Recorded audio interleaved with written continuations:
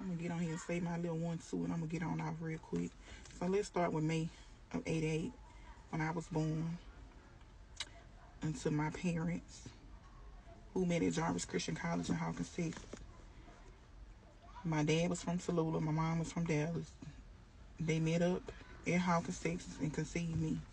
Mind you, my dad was already engaged to somebody else back at Jackson State, his high school sweetheart. And apparently, my dad was this great basketball player out of his hometown. Came and played basketball 4 years at Jarvis. Graduated May '89.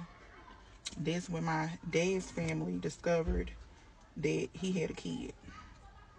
So, early June, my dad gets drafted to the Boston Celtics. He flies out to Boston, signs his little contract, flies back home in maybe the middle of June. I want to say June 30th, he goes to his high school gym in McCall, plays pick up basketball, dies and have a massive heart attack at 21. So my family's devastated. This is my grandma's only son. This is my auntie's only brother, baby brother. And so it was a tragic event because nobody was expecting it, especially after, him signing and him trying to get his family on. So my mom takes me to this funeral July 8th. It leaves me with this man's family. Mind you, that I had only met my grandma a month before he died. And you trusted these people with me, okay? So there's two sides to every story. Well, really three. But, her side was, his mom insisted that she leave me there till she finished grieving, and I was the only thing left of my dad. My dad's side of the family, some of them say, no, she just left you there. She didn't come back and get you. She came to visit, but she never insisted on taking you back. So I'm like, cool, this is all the hearsay. Like I said, I don't know what's true and what's not. But as I'm getting old, I'm realizing it's some truth to some of this stuff. So, and I tried to find out the story on my own, but my adoption was a closed adoption. I even tried to go to the courthouse and figure out, did she sign it? Because she said she didn't sign off on an adoption. I don't know, did they do a neglectful adoption? I don't know what was done. Because, again, I was only a year old when she left.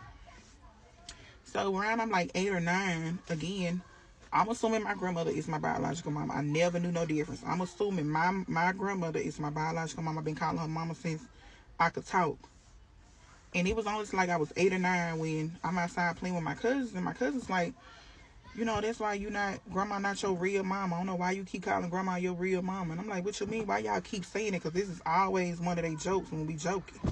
So I go in the house and I ask her. I was like, hey, why they keep saying every time, we get into it, they say you not my real grandma. I mean, my real mama.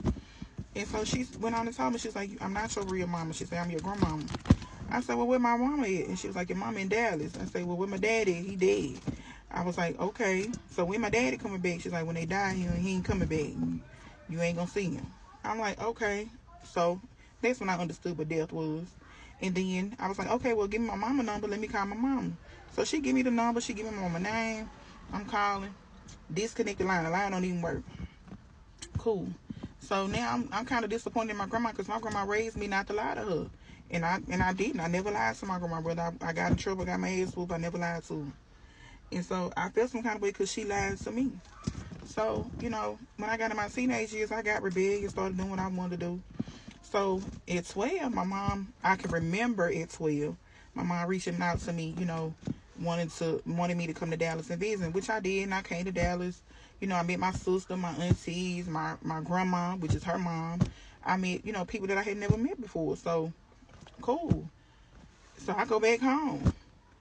We never established a relationship. Like the conversations were never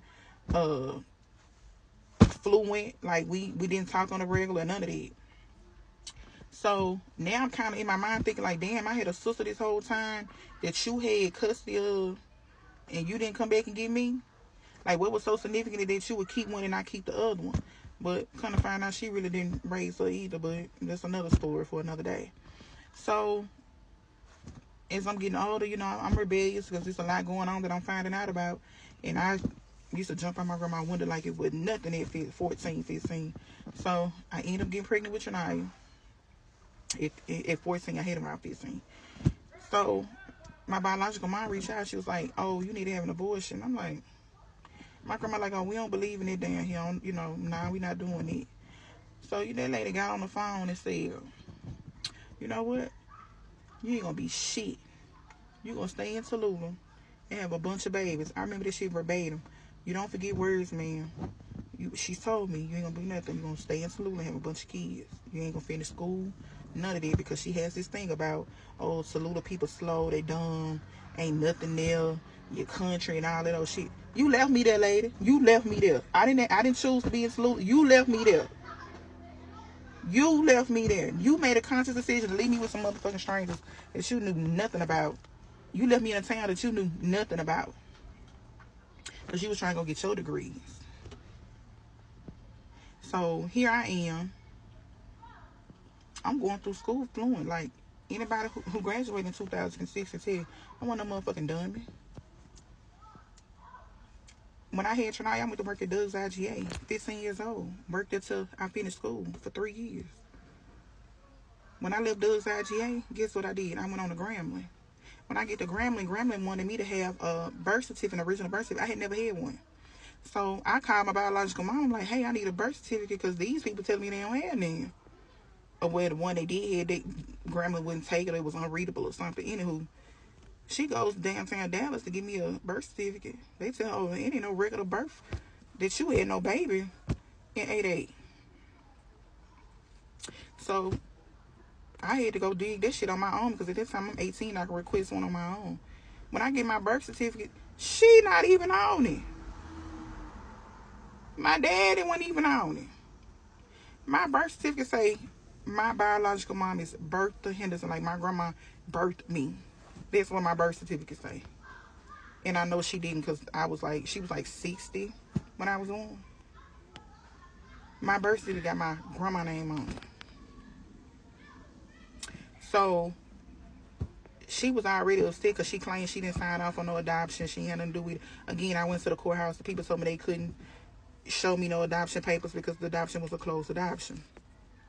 Mind you, I didn't draw no social security off my dad and no none of that. I didn't get no benefits from my daddy besides his insurance money that he left, and I didn't even get none of that shit. I got partial of some of that. I had a class ring that I can remember buying when my grandma gave me $1,000 high school year, but that's another conversation for another day when we talk about money. But anywho, so she upset because she feel like, oh, the adoption, she ain't know nothing about me being adopted. Her name not on the birth certificate. I'm 18 at this point, y'all. It don't even fucking matter. The lady that raised me. It don't even matter. So where do we go from here? It's the question. So I tried building a bond with her. It's like my best wasn't good enough for this woman. Yet you still had the nerve enough to keep speaking on me and my kids, lady. You keep speaking on shit you have nothing about. I probably could have went to college too. Had my grandma or somebody else's grandma raised all my motherfucking kids, I probably could have went to school and finished too. Could I do it now? Yeah. But it ain't gonna be good enough for you either. I ain't doing shit for you. Because when you should have been there, you wasn't. Now you worried about how the outcome of how I was raised and where I was raised and all that shit. You got to realize, man, you contributed to where I was raised. You left me with them people. You don't know what I endured or didn't endure. You left me with them.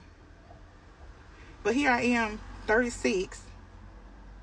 You done missed 18 motherfucking birthdays, including these 18 that since I've been grown. Ain't called. Man, it's so much I could say. It's not enough time for me to even speak on it. But I will have a part 2 coming. But before you speak on me and how I raised my kids, you remember you didn't raise yours. The opportunities that you had is because somebody else granted you those opportunities. So when it's fuck me, you know what's up with it. Leave my kids and me alone, lady. I'm not bothering you. We live right around the corner from each other, less than 5 minutes. I don't even fuck with you. Hadn't spoke to you in months. Let's keep it that way. Remember, you left me. I ain't leave you. So when you at that school teaching them kids something, give them the real deal about who you really are. Let your friends know who you really are. I'm done with it. Part 2 coming later.